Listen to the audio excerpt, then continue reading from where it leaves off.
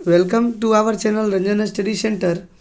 आज का ये जो वीडियो है मैं वेस्ट बंगाल बोर्ड के क्लास 11 के स्टूडेंट्स के लिए बना रहा हूँ और ये पॉलिटिकल साइंस का जो लेसन है संविधान, उसका जो एक इम्पॉर्टेंट क्वेश्चन है जो कि एग्ज़ाम के लिए काफ़ी इम्पॉर्टेंट है वो मैं आज डिस्कस करूँगा।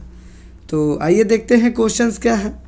तो क्वेश्चन है भारतीय संविधान की विशेषताएं लिखें, यानी भारत का जो संविधान है उसकी क्या विशेषताएं हैं। तो पहला पॉइंट है लिखित संविधान। तो लिखित संविधान यानी भारत का जो संविधान है वो एक लिखित संविधान है और इसको भारत के संविधान सभा के जितने भी सदस्य थे सभी लोगों ने मिलकर लिखा है।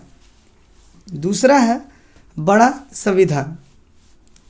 भारत का जो संविधान है वो विश्व का सबसे बड़ा संविधान है, यानी कि इतना जो बड़ा संविधान है वो किसी और देश में नहीं पाया जाता है। भारतीय संविधान काफ़ी बड़ा है, इसमें बहुत सारे जो धाराएं हैं वो इंक्लूड की गई हैं, बहुत सारी धाराएं शामिल हैं। तीसरा है एकल नागरिकता का समर्थन, यानी भारतीय संविधान अपने प्रत्येक नागरिकों को एकल नागरिकता प्रदान करता है, यानी किसी किसी देश में दोहरी नागरिकता प्राप्त की जाती है, यानी कि राज्य की नागरिकता अलग होती है और केंद्र की यानी पूरे देश की नागरिकता अलग होती है। लेकिन भारत में अब भारतीय संविधान अपने नागरिकों को एक प्रकार की ही नागरिकता प्राप्त करती है, चाहे व्यक्ति किसी भी राज्य में रहने वाला हो वो केवल भारत का ही नागरिक कहलाता है। चौथा है धर्मनिरपेक्षता का समर्थन, यानी भारतीय संविधान जो है वो धर्मनिरपेक्षता का समर्थन करता है, यानी भारत के लिए अपना कोई विशेष धर्म नहीं है, ये सभी धर्मों को अपने यहाँ बराबर का अधिकार देता है और सभी को किसी भी व्यक्ति को कोई भी धर्म मानने का यहाँ पे अधिकार है, यानी वो धार्मिक रूप से आज़ाद है, स्वतंत्र है।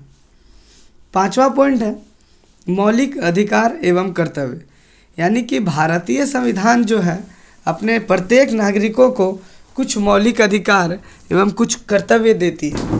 तो मौलिक अधिकार जो है जब भारतीय संविधान बना था उस समय 7 प्रकार के मौलिक अधिकार भारत के नागरिकों को दिए गए थे, लेकिन उसमें से संशोधन करके एक मौलिक अधिकार हटा दिया गया है जो कि था संपत्ति का अधिकार। अभी वर्तमान में भारतीय नागरिकों को कुल 6 प्रकार के मौलिक अधिकार दिए गए हैं जिसका उपयोग करके भारतीय नागरिक अपना सामाजिक, आर्थिक, राजनीतिक विकास करते हैं।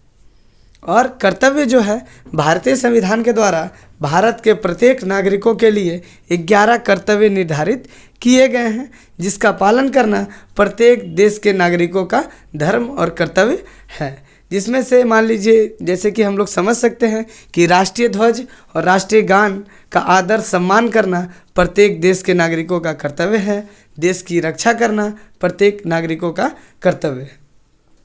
अगला पॉइंट है सर्ववयस्क मताधिकार। इसका अर्थ क्या होता है? तो सर्ववयस्क मताधिकार का मतलब यह एक ऐसा अधिकार है जो भारतीय संविधान अपने हर एक नागरिकों को देता है। यहाँ जो भी व्यक्ति 18 साल यानी कोई भी महिला हो पुरुष हो, अगर वो 18 साल के हो जाएंगे तो उसे भारत में वोट देने का अधिकार यानी मत देने का अधिकार मिल जाता है। तो सर्ववयस्क मताधिकार एक ऐसा अधिकार है जो अपने देश के प्रत्येक नागरिकों को बिना लिंग, धर्म, जाति के भेदभाव किए बिना सभी को वोट देने का अधिकार देता है। तो भारतीय संविधान की ये सारी विशेषताएं थी। इसके अलावा भी बहुत सारी विशेषताएं हैं भारतीय संविधान में, लेकिन हम लोग केवल 6 पॉइंट ही एग्ज़ाम के लिए याद रखेंगे क्योंकि एग्ज़ाम में जो है हमारा 8 नंबर का ही लॉन्ग क्वेश्चंस आएगा, तो इसके लिए ज़्यादा पॉइंट लिखने की आवश्यकता नहीं है। तो पहला पॉइंट देखते हैं एक बार फिर से, लिखित संविधान। दूसरा है बड़ा संविधान। तीसरा है एकल नागरिकता का समर्थन करने वाला संविधान। चौथा है धर्मनिरपेक्षता का समर्थन करने वाला संविधान। पांचवा है मौलिक अधिकार एवं कर्तव्य वाला संविधान।